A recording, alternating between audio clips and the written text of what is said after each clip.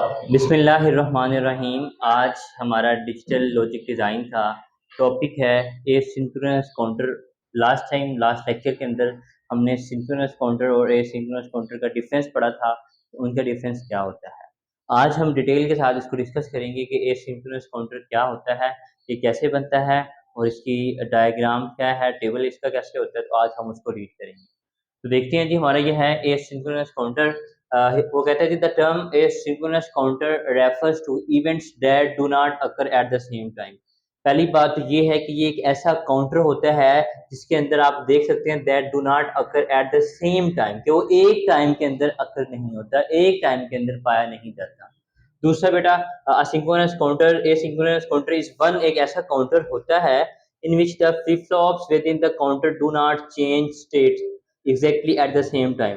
यानी कि एक ही टाइम में बेटा उसका क्या होता है, वो चेंज नहीं होता, स्टेट चेंज नहीं होती, because they do not have the common clock pulse. मैंने आपको लास्ट टाइम ये बताया था कि आपका जो एसिंक्रोनस काउंटर है इसके अंदर सबसे मेन बात ये है कि इसके अंदर जो क्लॉक पल्स है वो common, they do not have a clock pulse common, यानी कि उसके अंदर जो आपकी क्लॉक पल्स है वो कॉमन पल्स नहीं होती। यहाँ they do not have the common clock pulse, they are also called the ripple counter. मैंने लास्ट टाइम एग्जांपल दी थी।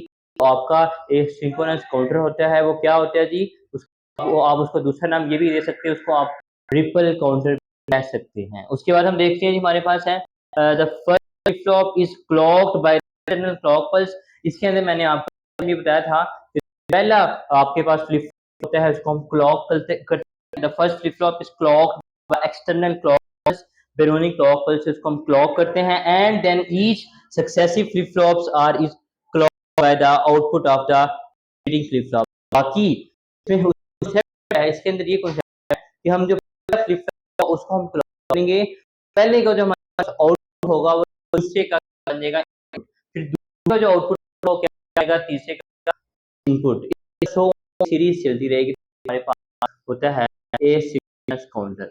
बाद हम बात करते हैं अ 2 बिट मोड एसिंक्रोनस काउंटर। हमारे पास क्या होता है, 2 बिट बात कर रहे हैं, हमारे पास कितने बिट है यहाँ पे, 2 बिट बात कर रहे हैं। कहते हैं जी 2D flip flops are connected asynchronous counter, the operation of 2 counter both flip flops are in toggle form। इससे बड़ी बात ये है इसके अंदर जो हमारे पास फ्लिप फ्लॉप हैं वो टॉगल फॉर्म के अंदर पाए जाते हैं।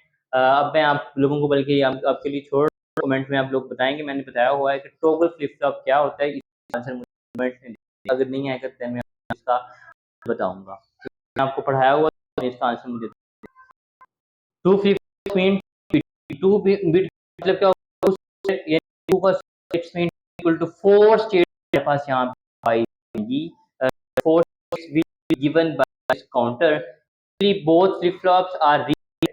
स्टार्ट में क्या होता है, जो हमारे पास फ्लिप फ्लॉप्स होते हैं और क्या होते हैं जी, both flip flops are reset की फॉर्म में होते हैं। Q not is equal to Q is equal to Q, या दूसरा जो हमारे पास होता है Q not prime 1 prime is equal to. ये आपके पास अगर आपको पूछा definition a 2 bit mod 4 synchronous counter है तो आप आंसर ये दे। इसके बाद हम देखते हैं, इसमें 2 हमारे पास फ्लिप फ्लॉप है, इसको पल्स दी। अब जो इसका आउटपुट अगले की क्या बन रहा है, इनपुट बन रहा है, यानी कि पहले की आउटपुट अगले की इनपुट बन रही है, फिर दूसरे की आउटपुट इसी तरह क्या बनेगी, तीसरे की क्या बनेगी, इनपुट बनेगी। अब यहाँ पे देखें क्लॉक थी, ये FF0 है हमारे पास, ये FF1 है आ गया, तो ये यहाँ पे ये जो हमने क्लॉक थी हमारे पास, इसका जो आउटपुट है वही जाके अगले की क्या बन जाएगी, इनपुट यहाँ पे बन जाएगी। फिर हम बात करते हैं इसके टेबल की। टेबल बड़ा आसान सा टेबल है। आप देखें आपके पास 0 1 2 3 4 नंबर्स है हमारे पास। आपको टेबल बनाना आता है, इजी टेबल है। 0 1 0 1 0 2 0, जैसे आपने बाइनरी नंबर्स की कन्वर्जन में टेबल बनाते थे, सेम वही नंबर, क्योंकि हमने बात किया ये हमारे पास कौन सा है, बाइनरी काउंट हम बात कर रहे हैं। इसमें देखें आपके पास जब ये क्लॉक पर 0 होगी तो आपके पास इसकी वैल्यू भी 0 है और इसकी भी 0 है। आपके पास 1 है तो ये 0 1 हो जाएगा, 2 है तो आपके पास 1 0 हो जाएगा, 3 है तो आपके पास 1 1 हो जाएगा। आप अगर 3 को बाइनरी के अंदर चेक करें तो 1 आपके पास बाइनरी के अंदर क्या होता है, 3 होता है। उसके बाद तो देखें यहाँ पे आपके पास 4 है तो 0 0, ये आपका टेबल बात करते हैं। टाइमिंग डायग्राम फॉर काउंटर के टाइमिंग डायग्राम पास क्या होती है। यहाँ पे देखें क्लॉक, तो यहाँ पे जाहिर सी बात है आपके पास 1 3 5 हमारे पास ये बन गई क्लॉक।